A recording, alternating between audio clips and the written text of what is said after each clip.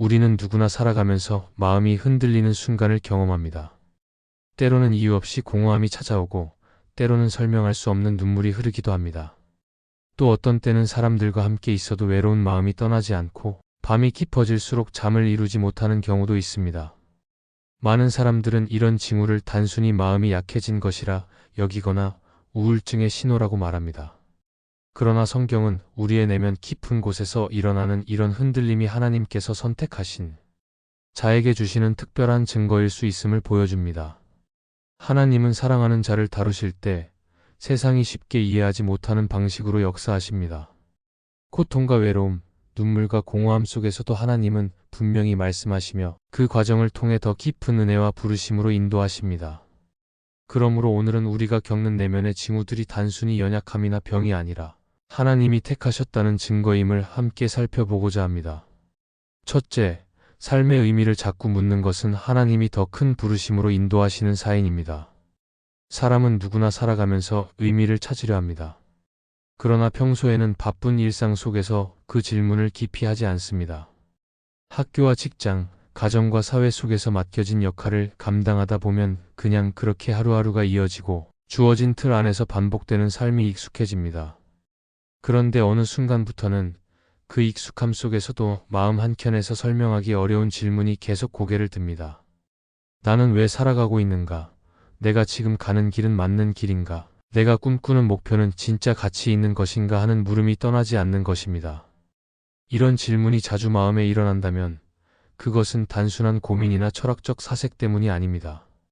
하나님께서 우리를 더 깊은 자리로 초대하신다는 신호일 수 있습니다. 삶의 의미를 묻는 것은 허무에서 오는 것이 아니라 오히려 영혼의 갈망에서 비롯됩니다. 눈에 보이는 것으로는 만족되지 않고 손에 잡히는 성취로도 채워지지 않는 공허함이 우리 안에 남아있을 때 그것은 새로운 부르심을 향한 하나님의 사인이 됩니다. 왜냐하면 하나님은 우리가 작은 성취에 안주하거나 세상의 만족에 눌려있기를 원치 않으시기 때문입니다. 하나님은 우리를 부르실 때 늘 더 크고 더 깊은 뜻으로 이끄십니다. 그러므로 삶의 의미를 묻는 갈망은 이미 하나님이 우리의 심령 속에 그분의 뜻을 향한 갈증을 심어주셨다는 증거입니다. 성경에 나오는 솔로몬도 젊은 시절에는 많은 지혜와 부와 권세를 누렸지만 시간이 지나면서 모든 것이 헛되다고 고백했습니다. 사람들은 그의 고백을 단순히 허무로만 읽을 수 있지만 사실은 그가 더 큰 의미를 찾게 된 과정이었습니다. 그는 권력과 부여, 쾌락으로는 만족되지 않는 공허함을 느꼈고 결국 하나님 안에서만 참된 의미가 있음을 깨달았습니다. 이처럼 삶의 의미를 자꾸 묻는 것은 하나님께서 우리 영혼을 그분 자신에게로 이끄시는 길에 서 있다는 증거입니다. 이 질문이 잦아질수록 우리는 잠시 멈추어 서게 됩니다. 세상은 더 빨리 달리라고 요구하지만 하나님은 멈춤을 통해 더 깊은 성찰의 자리로 인도하십니다. 그때 우리는 단순히 더 나은 직장이나 안정된 환경을 찾는 차원을 넘어 영원한 가치를 좇게 됩니다.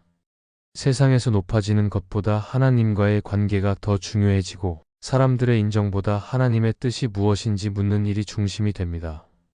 이것이 바로 삶의 의미를 묻는 영적 갈망이 만들어내는 변화입니다. 또한 삶의 의미를 자꾸 묻게 되는 사람은 이전과는 다른 눈으로 세상을 바라보게 됩니다. 잘 나가는 사람을 부러워하기보다 하나님의 마음에 합한 삶이 무엇인지 고민합니다. 작은 일이라도 하나님 앞에서 가치 있는 일을 찾으려 합니다. 때로는 사람들에게는 아무 의미 없어 보이는 섬김이라도 하나님 안에서는 영원히 빛나는 일임을 알게 됩니다. 그 깨달음이 있을 때 비로소 우리의 방향은 하나님께서 기뻐하시는 자리로 옮겨집니다. 하나님은 때때로 삶의 의미를 묻는 과정을 통해 더 큰 사명을 깨닫게 하십니다. 이스라엘을 이끈 모세도 한때는 광야에서 자기 존재의 의미를 묻던 사람입니다. 그는 궁중에서 자라 왕자의 신분을 가졌지만 결국 미디안 광야로 쫓겨나면서 자신이 누구인지 무엇을 위해 살아야 하는지를 고민했습니다. 그 긴 시간 동안 그는 많은 질문을 던졌고 그 질문의 끝에서 하나님은 그를 부르셨습니다. 바로 그 부르심을 통해 그는 하나님의 백성을 이끌 지도자가 되었습니다. 만약 그가 삶의 의미를 묻지 않았다면 하나님의 부르심을 알아듣지 못했을 것입니다. 우리도 마찬가지입니다. 삶의 의미를 묻는 것은 단순히 철학적 질문이 아닙니다. 그것은 하나님이 주신 내적 신호이고 더 큰 부르심을 준비하는 과정입니다. 그래서 이러한 질문을 두려워할 필요가 없습니다. 오히려 그 질문이 깊어질수록 하나님의 음성이 가까이 다가오고 있다는 사실을 기억해야 합니다. 하나님은 우리의 질문을 외면하지 않으십니다. 우리는 때때로 그 질문 앞에서 답을 얻지 못해 불안해할 수 있지만 하나님은 그 과정을 통해 우리를 더 단단히 붙드십니다. 하나님은 지금도 우리의 삶을 주목하시고 우리가 던지는 모든 질문을 들으십니다. 또한 하나님은 반드시 그 질문에 대한 길을 열어주실 것입니다. 그 길은 우리가 상상한 것보다 더 크고 놀라운 길이 될 것이며 하나님은 그 길 위에서 우리를 사용하실 것입니다. 따라서 삶의 의미를 자꾸 묻는 것은 단순히 우울의 신호가 아닙니다. 그것은 하나님께서 우리를 더 큰 부르심으로 이끄시는 사인입니다. 이 질문을 통해 우리는 하나님의 뜻을 더 선명히 붙잡고 결국 그분의 은혜 안에서 참된 의미를 발견하게 될 것입니다. 둘째, 깊은 슬픔이 찾아올 때 그것은 하나님께서 마음을 새롭게 빚으시는 증거입니다. 삶을 살아가다 보면 예상하지 못한 순간에 깊은 슬픔이 찾아올 때가 있습니다. 때로는 사랑하는 사람을 잃었을 때, 때로는 관계가 무너질 때, 또 때로는 이유를 설명할 수 없는 공허함이 마음을 가득 채울 때 우리는 눈물로 나를 보내기도 합니다. 세상은 이런 슬픔을 단순히 마음이 약하거나 병든 증상으로만 여기지만 믿음의 사람에게는 전혀 다른 의미가 담겨 있습니다. 하나님께서 특별히 다루시고 새롭게 빚으실 때 슬픔이라는 도구를 사용하실 때가 많기 때문입니다. 깊은 슬픔은 우리 마음의 가장 깊은 곳을 드러내게 합니다. 평소에는 숨기고 지나가는 감정이지만 슬픔이 밀려올 때 우리는 진짜 자신을 보게 됩니다. 억눌러 두었던 두려움과 아픔, 감춰두었던 상처들이 드러납니다. 그러나 바로 그 순간에 하나님은 우리 마음을 새롭게 빚으십니다. 우리가 울부짖을 때 하나님은 그 눈물을 보시고 다듬어야 할 부분을 만지십니다. 하나님은 단순히 위로하는 정도로 멈추지 않으시고 그 눈물을 통해 이전보다 더 깊은 믿음과 성숙으로 이끌어 가십니다. 성경 속 한나의 이야기를 떠올리면 이해가 쉽습니다. 그는 자녀가 없어 깊은 슬픔 속에 울며 성전에 나아갔습니다. 사람들은 그가 단순히 슬픔에 빠져 술에 취했다고 오해했지만 하나님은 그의 눈물을 들으셨습니다. 그리고 그 눈물의 기도가 결국 이스라엘의 지도자 사무엘을 낳는 통로가 되었습니다. 한나가 경험한 슬픔은 단순한 아픔이 아니라 하나님이 새로운 역사를 시작하시는 자리였습니다. 마찬가지로 우리의 깊은 슬픔도 하나님이 마음을 새롭게 빚어 가시는 과정임을 기억해야 합니다. 또한 깊은 슬픔은 우리로 하여금 이전과는 다른 길을 걷게 만듭니다. 슬픔 속에서는 세상의 즐거움이 더 이상 큰 힘을 주지 못합니다. 대신 말씀을 찾고 기도를 찾으며 하나님께서만 진짜 위로가 되심을 경험합니다. 그러면서 우리의 시선은 점점 세상에서 하나님께로 옮겨갑니다. 슬픔은 우리를 낮추지만 동시에 하나님께 가까이 가도록 밀어주는 강력한 힘이 됩니다. 그 과정에서 우리는 세상이 줄 수 없는 위로와 평안을 하나님 안에서 경험하게 됩니다. 깊은 슬픔은 또한 우리의 마음을 부드럽게 만듭니다. 평소에는 강한 척하고 살아가지만 슬픔을 경험하면 다른 이들의 고통에도 민감해집니다. 그동안 무심하게 지나쳤던 이웃의 눈물이 마음에 와 닿습니다. 자신의 아픔을 통해 다른 이의 아픔을 이해하게 되고 그들을 향한 연민과 긍휼이 자라납니다. 하나님은 이런 과정을 통해 우리의 마음을 단단한 돌 같은 상태에서 부드럽고 따뜻한 마음으로 바꾸십니다. 그래서 깊은 슬픔을 경험한 사람은 이후에 하나님이 맡기시는 위로의 사명을 감당할 수 있게 됩니다. 하나님은 우리의 눈물을 결코 헛되게 하시지 않습니다. 우리는 슬픔 가운데 길을 잃은 것처럼 보일 수 있지만 하나님은 그 순간에도 여전히 우리를 붙들고 계십니다. 지금 당장은 무너지는 것 같아도 그 눈물은 반드시 열매를 맺게 됩니다. 하나님은 우리의 눈물을 보시고 새로운 길을 예비하시며 그 길은 우리가 예상하지 못한 은혜의 길이 될 것입니다. 그러므로 깊은 슬픔은 하나님이 우리를 버리신 것이 아니라 오히려 더 가까이 다루시는 은혜의 증거입니다. 결국 깊은 슬픔이 찾아올 때 우리는 선택해야 합니다. 세상의 눈으로 보면 그것은 절망일 뿐이지만 믿음의 눈으로 보면 그것은 하나님이 새롭게 하시는 과정입니다. 그 슬픔을 통해 우리는 더욱 겸손해지고 하나님을 찾게 되며 결국 새롭게 빚어진 마음으로 하나님 앞에 서게 됩니다. 그러므로 깊은 슬픔은 결코 우울증의 증상이 아니라 하나님이 택하신 자에게 나타나는 특별한 증거이며 그분이 우리를 다루시고 계신 분명한 표식입니다. 셋째, 잠 못 이루는 밤이 많아지는 것은 하나님께서 기도의 자리에 세우려는 과정입니다. 사람의 삶에는 누구나 평온하게 잠드는 날도 있지만 뒤척이며 깊은 밤을 보내는 날도 있습니다. 어떤 날은 생각이 많아지고 또 어떤 날은 이유 없이 마음이 무거워서 눈을 감아도 잠이 쉽게 오지 않습니다. 세상은 이런 시간을 불안이나 스트레스의 결과라고 설명합니다. 그러나 믿음의 눈으로 바라보면 잠 못 이루는 밤은 단순한 불안이 아니라 하나님께서 우리를 기도의 자리로 초대하시는 사인일 수 있습니다. 하나님은 때때로 우리의 평안을 깨뜨리시면서 우리를 더 깊은 만남으로 부르십니다. 낮 동안에는 분주함 때문에 하나님의 음성을 듣지 못할 때가 많습니다. 사람들과의 만남과 끝없는 일의 흐름 속에서 하나님의 세밀한 음성은 들리지 않을 때가 있습니다. 그러나 깊은 밤 모든 것이 고요해지고 혼자만의 시간이 찾아올 때 하나님은 우리를 불러내십니다. 그 부르심은 종종 잠을 이루지 못하는 형태로 다가옵니다. 불편한 마음, 잦은 생각, 알 수 없는 불안이 우리를 깨워놓지만 사실 그 배후에는 하나님께서 우리를 깨우시는 손길이 있습니다. 잠 못 이루는 시간은 하나님과 깊이 만날 수 있는 특별한 기회가 됩니다. 모든 것이 멈춘 밤, 소음과 분주함이 사라진 그 고요 속에서 우리는 비로소 하나님과 진솔하게 대화할 수 있습니다. 낮에는 하지 못했던 고백을 하고 마음속 깊은 곳에 묻어두었던 아픔을 토해내며 하나님께 의지할 수 있는 자리로 나아갑니다. 잠이 오지 않아 괴롭다고 생각했는데 오히려 그 시간이 하나님께서 주신 특별한 은혜의 시간이 될 수 있습니다.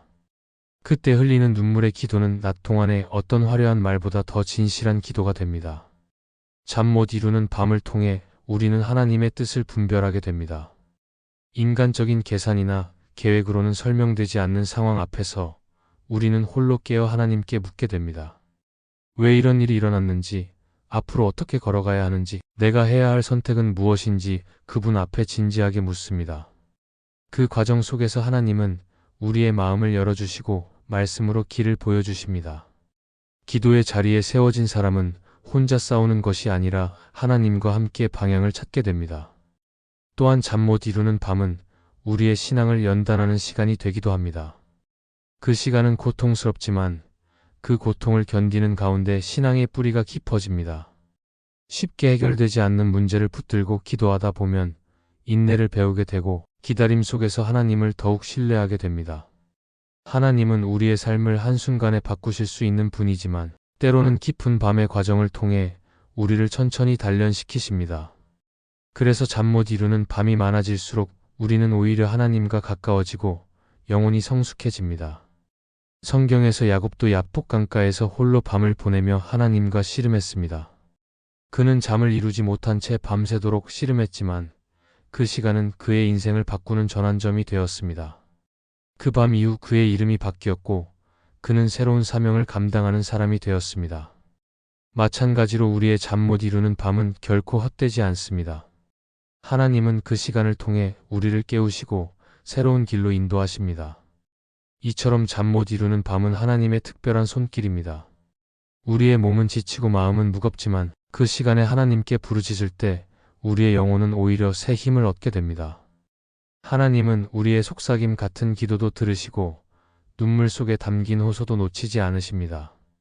우리가 왜 잠들지 못하는지 아시며 그 이유 속에 담긴 깊은 갈망까지 헤아리십니다. 하나님은 그 시간을 통해 우리에게 말씀하시고 더 가까이 불러주십니다. 그러므로 잠 못 이루는 밤이 많아질 때 두려워하지 말아야 합니다. 그것은 하나님께서 기도의 자리로 이끄시는 과정이며 우리를 더 깊은 믿음으로 성장시키시는 특별한 순간입니다. 이 시간을 통해 하나님은 우리를 다듬으시고 결국 응답과 회복의 길로 이끌어 가실 것입니다. 넷째, 혼자가 더 편하게 느껴지는 것은 하나님께 더 집중하라는 부르심입니다. 사람은 본래 공동체 안에서 살아가도록 지음을 받았습니다. 그래서 함께 웃고 함께 일하며 관계 속에서 힘을 얻는 것이 자연스럽습니다. 그러나 어느 시점이 되면 오히려 혼자가 더 편하게 느껴지고 사람들 속에 있어도 마음이 깊이 연결되지 않는 때가 찾아옵니다. 어떤 이들은 이것을 사회적 단절이나 우울한 마음의 신호로만 여기지만 하나님 안에서 보면 그것은 새로운 영적 부르심일 수 있습니다. 하나님은 때로 우리를 사람들 사이에서 잠시 물러나게 하셔서 오직 그분께 더 집중하도록 이끄십니다. 혼자 있는 시간이 길어질수록 우리는 우리 내면을 더 분명히 마주하게 됩니다. 사람들과 함께할 때는 웃음과 대화로 감출 수 있었던 마음의 공허함이나 아픔이 혼자 있을 때는 더욱 뚜렷하게 드러납니다.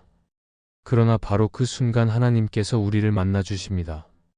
외로움처럼 보이는 그 시간은 사실 하나님과의 친밀함을 회복할 수 있는 특별한 기회가 됩니다. 사람의 시선을 의식하지 않고 사람들의 말에 흔들리지 않고 오직 하나님 앞에서 솔직한 나 자신으로 설 수 있는 자리로 불러주시는 것입니다. 성경 속 엘리야도 사람들 속에서 큰 일을 행한 후에 홀로 광야로 나아간 적이 있었습니다. 그는 모든 것이 무너진 것 같은 상황에서 사람들로부터 떨어져 혼자가 되었지만 그 자리에서 하나님의 세미한 음성을 들었습니다. 큰 바람과 지진과 불 속에서는 나타나지 않으시고 고요한 세미한 소리로 다가오신 하나님을 만난 것입니다. 혼자가 편하게 느껴지는 시간은 바로 이처럼 하나님께서 우리의 영혼을 조용히 빚으시고 오직 그분의 음성에만 귀 기울이게 하시는 시간입니다. 팀 켈러는 그의 책 기도에서 이렇게 말했습니다. 기도는 하나님 앞에서 진짜 나 자신이 드러나는 순간이다. 이 말처럼 사람 앞에서는 감추고 꾸미는 모습이 남아 있어도 혼자 하나님 앞에 서는 순간만큼은 가장 진실한 나 자신이 됩니다. 혼자가 편하게 느껴지는 것은 하나님께서 바로 그런 자리를 허락하신 것입니다. 외롭다고 느끼는 시간이지만 하나님은 그 시간을 통해 우리의 마음을 깨끗하게 하시고 말씀을 통해 새 힘을 주십니다. 또한 혼자 있는 시간을 통해 우리는 세상에 대한 의존을 줄이고 하나님께 대한 의존을 배웁니다. 늘 사람들에게 기대고 인정받으려 했던 마음이 점점 내려놓아지고 대신 하나님만 바라보게 됩니다. 그러면서 우리의 영혼은 자유로워지고 오직 하나님만으로 만족할 수 있는 믿음이 자라납니다. 사람들과 함께 있을 때보다 혼자 하나님께 집중할 때 더 큰 평안을 누리게 되는 이유가 여기에 있습니다. 그러므로 혼자가 편하게 느껴질 때 낙심하거나 두려워할 필요가 없습니다. 그것은 하나님께서 우리를 멀리하신 것이 아니라 오히려 더 가까이 부르시는 과정입니다. 그 부르심에 순종해 조용히 무릎 꿇고 하나님께 집중할 때 우리는 새로운 은혜와 힘을 얻게 될 것입니다. 결국 혼자라는 시간은 고립이 아니라 하나님께 더 집중하도록 허락하신 거룩한 초대임을 기억해야 합니다. 하나님은 우리를 버려두지 않으시고 눈물과 외로움 속에서도 여전히 함께 하십니다. 우리가 느끼는 무거움과 깊은 고민조차도 하나님의 손길 안에서는 새로운 시작이 됩니다. 그러므로 지금의 시간에 낙심하지 말고 하나님께 더 가까이 나아가야 합니다. 그분은 반드시 우리의 삶을 새롭게 하시고 우리가 상상하지 못한 길로 인도하실 것입니다. 이 말씀이 마음의 은혜가 되셨다면 좋아요와 구독으로 함께 해주세요. 그리고 댓글에 아멘이라고 남겨주시면 하나님의 은혜가 더 많은 사람들에게 전해질 것입니다. 여러분의 삶 위에 하나님의 은혜가 언제나 함께 하시기를 바랍니다. 감사합니다.